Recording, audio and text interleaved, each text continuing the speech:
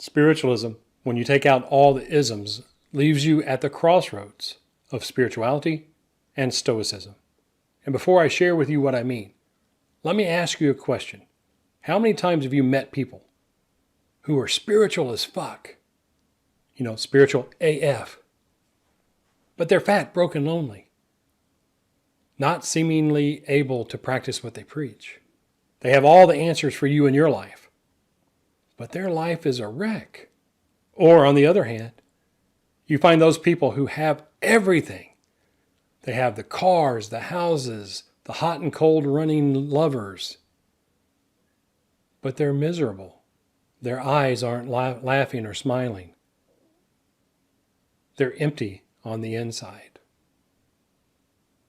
Spiritualism, with all the isms removed, can provide you with the answers you need, the answers you seek, to help you rediscover spirit, find your purpose, and live happily ever after. In this video, I'm going to share with you the relationship between spirituality and Stoicism, and how you can use spiritualism as a simple philosophy to help you bring about the life you incarnated to bring about this go-around.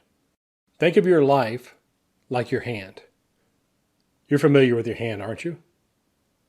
The back of your hand is spirituality. The front of your hand is Stoicism. Three-dimensional reality is where the rubber meets the road, where results happen. Together, you have a tool that is most useful. In this video, I'm going to share with you how you can leverage your understanding of spirituality with your mastery of Stoicism, rational thinking, logical exploration, to create any life you want. Hi, I'm T.S. Hall, the Stoic Medium, and I help old souls and spiritual seekers find the answers they're looking for. The only place they exist, within. I do this by applying scientific methodology to spiritual practices to help you get real-world results, change your life, and start living happily ever after. If you're new here, consider subscribing. If you're an old soul, welcome back. Today we're going to dig deep on that intersection between spirituality and Stoicism, between the spirit world and the three-dimensional world. You see, Stoicism is the best philosophy I've found for accepting the world the way it is, and then spirituality is the best tools I've found to have you change your life circumstances to get the results you want. Today we're going to look at that intersection. Again, bear in mind that what I'm talking about is spirituality, the back of your hand. Stoicism, the front of your hand. Spiritualism, the entire hand. A philosophy that works to help you get results. The first principle spiritualism shares with both spirituality and Stoicism is harmony. Allowing yourself to exist in harmony with your environment. Allowing yourself to walk through life, the middle path, the straight and narrow. Not too happy, not too sad. Not angry, not upset. Walking that path of knowing to get to the destination of your choosing. So the first spiritualist principle is harmony. The second principle that spiritualism shares with both spirituality and Stoicism is virtuous living, or virtuosity. You can't do anything wrong without knowing it's wrong before you do it. You may not like that answer. You may not like the fact that you are accountable for your actions. You are known for your works. But that is indeed the truth. People talk about reputation. People talk about your word, your integrity.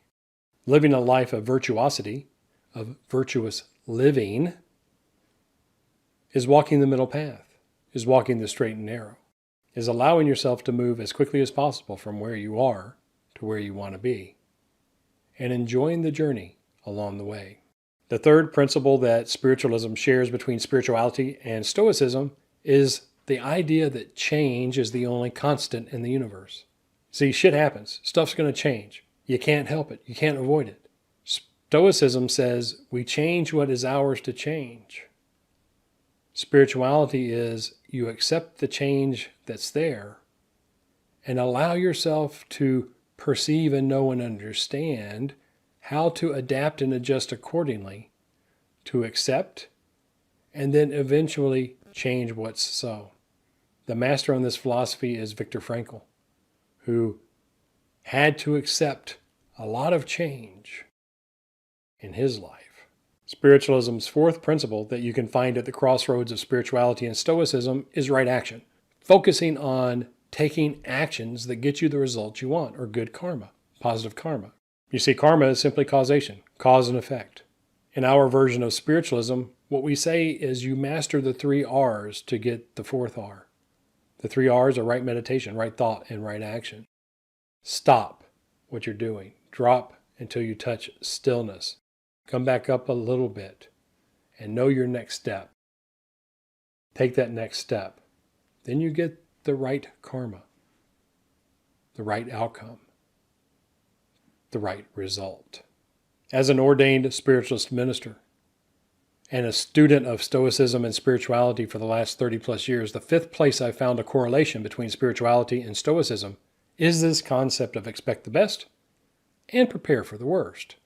You know, many people say that fake it till you make it is a negative philosophy. And they've taken it out of context. They're talking about pretending materially that you've made it. Well, that's a lie. That's a fraud. Spirituality says that fake it till you make it is to hold within your mind's eye a visualized ideal future into which you start to live.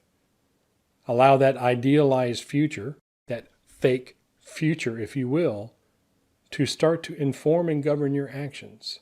It's creating a new thought, a new worldview, a new belief, a new personal truth that works to bring about the results you want. Because the results you have are the results of your old thinking. The results you want and the future you wish to bring about is not going to happen, as our friend Mr. Einstein said, with the same level of thinking that got you there in the first place. So expecting the best is simply starting to shift your mind's ability to see a future that you want to create in your mind's eye and allow that future, that visualization, that thought form, if you will, to begin to influence and inform your actions to bring about the results you want. But you do so grounded in the reality of your circumstances right now. You know, if you live in a floodplain and a big storm's coming, you prepare for the storm and you expect it's going to bypass you and not flood your house.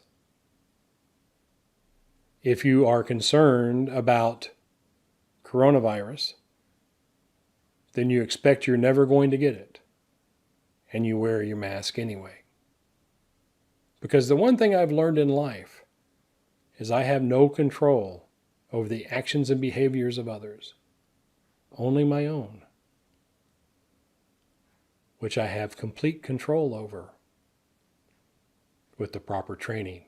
The 6th thing I found at the crossroads of Stoicism and spirituality is this concept and idea of uncertainty. You know, I was asking my spirit guides and teachers, how come I was not informed?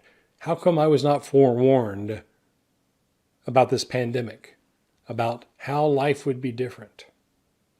And they gave me a simple answer. It would not have affected the future. You were already on the path you needed to be on. So why distract you with something beyond your control? There's a lot of old wives' tales about accepting uncertainty. When life gives you lemons, you make lemonade, is one of my favorite old wives' tales. Allowing yourself to walk your path, spiritually aware, grounded in the reality of the 3-dimensional world you're walking through, is the best way to be prepared in the present moment for an uncertain future.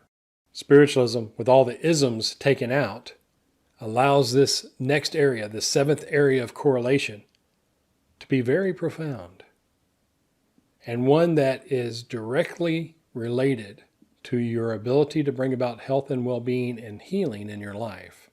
And that's the concept that the obstacle is the opportunity.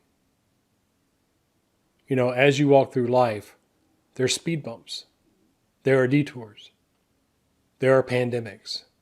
There's all types of things that stand between where you are and where you want to be. Many times it's the person that you are in relationship with, the job you have, the place you're living. All of these things, all of these complaints, all of these concerns that occupy your attention, occupy your place of well-being, allow you to see where your personal truth or tribal truth are not aligned with objective reality. You know, there's a big mystery about whether or not it's spiritual to use Western medicine. You know, if you're truly spiritual, you wouldn't need Western medicine. Well, that's bullshit. Western medicine is excellent at diagnostics. Your mindset, your ability to be willing to heal and be well and heal yourself is part of the process. But sometimes the cancer is so bad you are best to remove it, then change the patterns and behaviors that caused it in the first place. That's the reality between spirituality and Stoicism. You accept what's so, you find what obstacles stand between you and what you really want, and you see that obstacle as the opportunity, the training event, the challenge, if you will, to take your brain to the next level of awareness, of acceptance, of awakening. While learning to master the philosophy of spiritualism, what I've realized is this eighth correlation is priceless. And that correlation between spirituality and Stoicism is simply that your perception is your reality. In spiritualism, we call this the delusions of your outward senses. You see, your outward senses are trained from an early age to see the world in a certain way, to protect you, to help you survive, driven by your instincts, which many times overshadow your intuition. You see, Stoicism allows you to stand in the middle of what you perceive, accept it, challenge it, question it, and then change it if it's yours to change.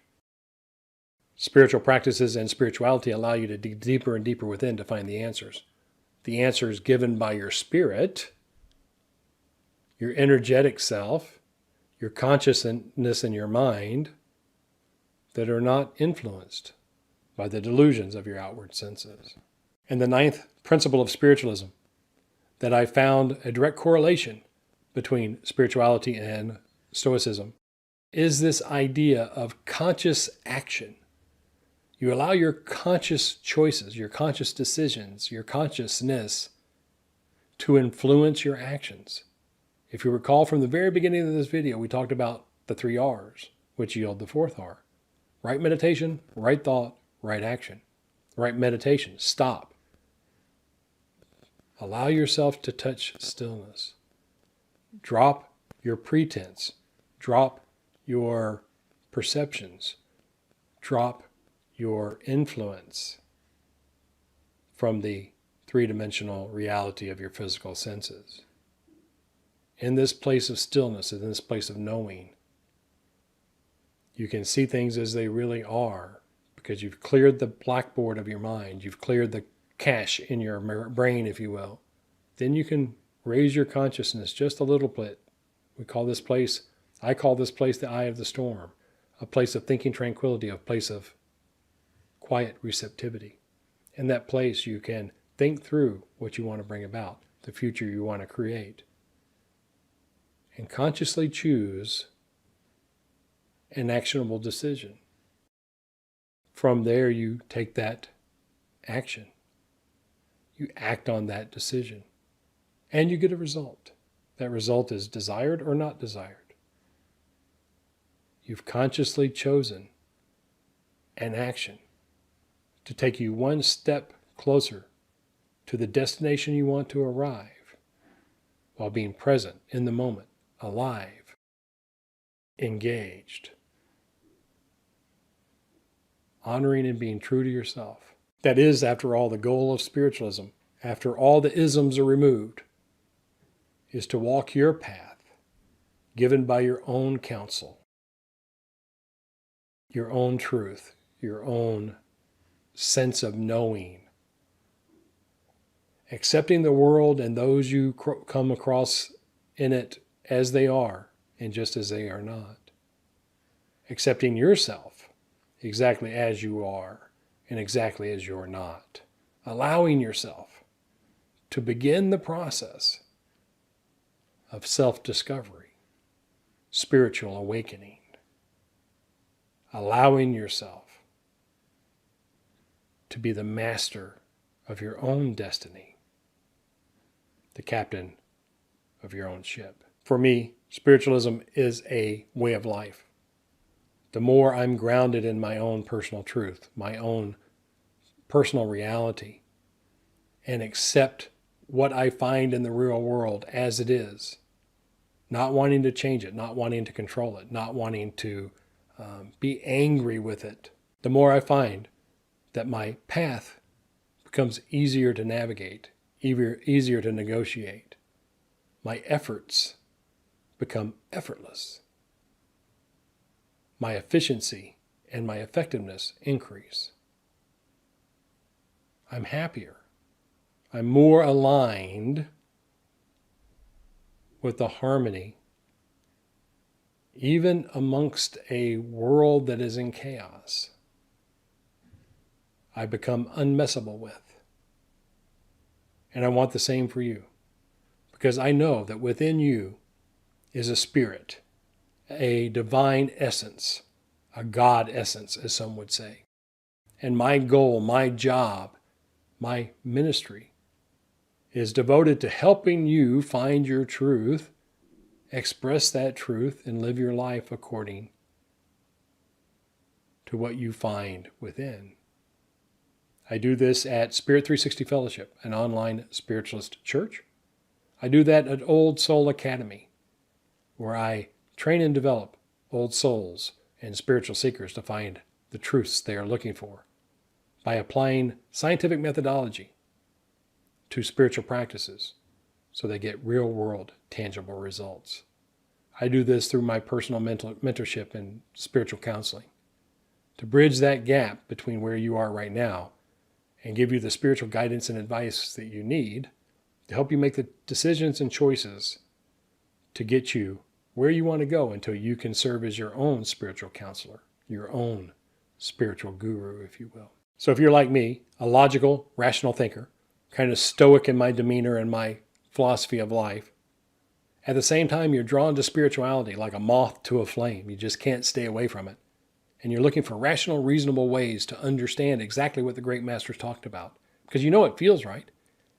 But man, most of the people you run into are talking nonsense. It just doesn't make any sense. Then connect. Subscribe to this channel. Go to spirit360.org. Get your invite to join us for one of our online services. Or you can go to Old Soul Academy and sign up for our introduction classes and see if it feels right for you. See if spiritualism is the right path. But remember, the choice is yours. If this feels right, if it rings true, it probably is. But the actions to bring it about are up to you. Until next time, I bless you and leave you with whatever you're taking away from this video. And remind you that spiritual is as spiritual does.